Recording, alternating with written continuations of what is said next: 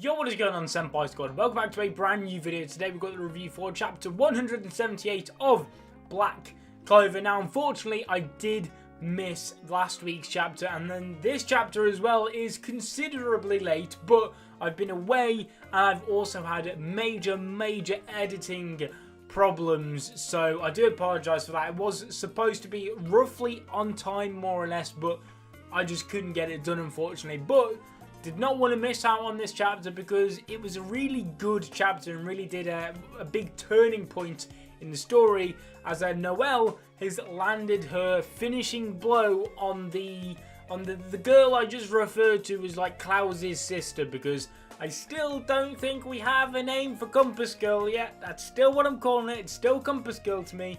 Don't think there's an official name just yet, but I think we'll probably get one sometime soon.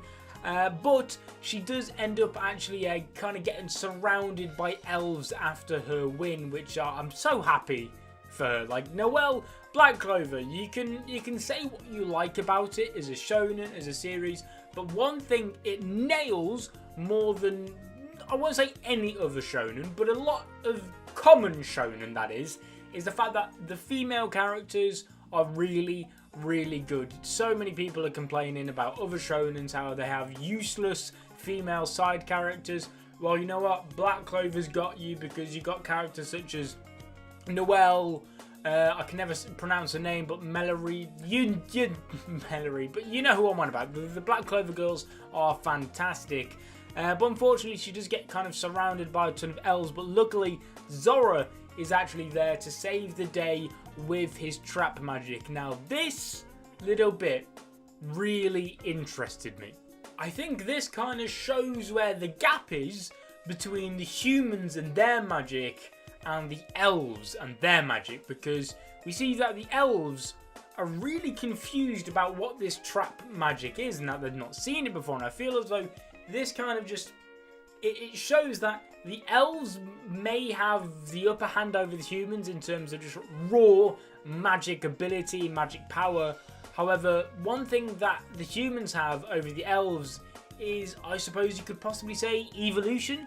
They have evolved their magic further beyond. They use it in much more creative, unique ways. Something that the elves don't do. For example, this trap magic, something we saw later on in the chapter as well, was kind of like the creativity of combining two different mages' magic together. All of those type of deals is something that the elves, or at least not all elves, because I mean you got people like Licht who I'm sure are more than capable of doing stuff like this, but I feel like for the more common elf, if you wanted to refer to him like that, it's something that they just can't quite grasp their head around. Honestly, at this point in time, Solid has been completely shown up now by not only his sister, someone who he looked down upon and bullied beyond belief, but now also Zora, a commoner, one of the type of people which Solid sworn to just despise and hate. Now those two people have ended up saving his life, while he just has to sit there in terror because, to be honest, he's being absolutely useless. I feel as though Solid's character is going to have to be, well, he's not going to have to be, but it quite possibly could be completely different after this, because Noelle has noticed Noelle now. Maybe not noticed, because we found out that he didn't really have those bad intentions for her all the start, or not really anyway. It was kind of more like an act. But Solid, I think, more than definitely, 100%, everything he said to Noelle, the commoners and all of these, he 100% meant. And now that a commoner and Noelle are saving his life, he's got some major apologies to do. Zora's words to the Silver family, and Noelle in particular, kind of resonate with him. They kind of resonate with Noelle in a slightly talk no jutsu fashion, you could say. It's less of a talk no jutsu and more of like a trash talk no jutsu, because like you think of Naruto and his talk no jutsu, he's just complimented all the good stuff. Zora, on the other hand, with Noelle and the Silver family, just constantly basically talking down on them, and that kind of resonates with Noelle and brings him back into the fight. Now, the way I view this, because I feel as though some people could be like, Nozel was like borderline dead, and now he's stood up and he's continuing to fight. This is how I see it. It's a very, very weird analogy, I will admit, but maybe some of you guys can maybe see where I'm coming from with this.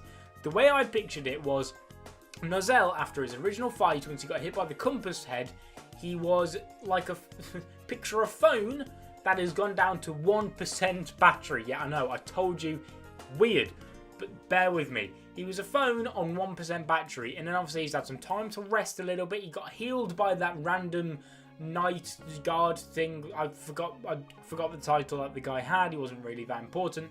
That Zora brought along with him. He kind of used his bubble magic to heal Nozel a bit. So the way I pictured it was Nozel was a phone on 1% charge, but he's been plugged on charge for a little bit, and now he's at like 15% charge. He's been unplugged, and now he's back up, ready to go for a short period of time. That's, like I said, really weird analogy, but that's how I kind of pictured it in my head to explain how he's managed to come back into the fight. But other than that, that was basically it for the chapter. We got a cool shot right at the end with all the magic powers of the Silver family kind of all going off at once, and it's really, really... This fight, it's done so much for the Silver family as a whole, and it's great to see Zora again, obviously, but I feel like now we're going to be going back. We had the whole, what's going on with Yemi and Jack, and then we've now had what's going on with the Silver family, and now I think now we're going to be jumping into the Vermilion family, so that's going to be extremely interesting to see in the next chapter. But guys, like I said, I apologise for it being late. I'm way behind schedule now and everything because of my editor. Just basically their servers went down, meaning I couldn't export any of the videos I made. But guys, thank you so much for watching. Leave a like on the video if you did enjoy. Leave a comment in the comment section down below. Let me know what you thought of this chapter. Subscribe if you're not already to become a member of the Senpai Squad, and I will see you guys in another video. But until then, peace.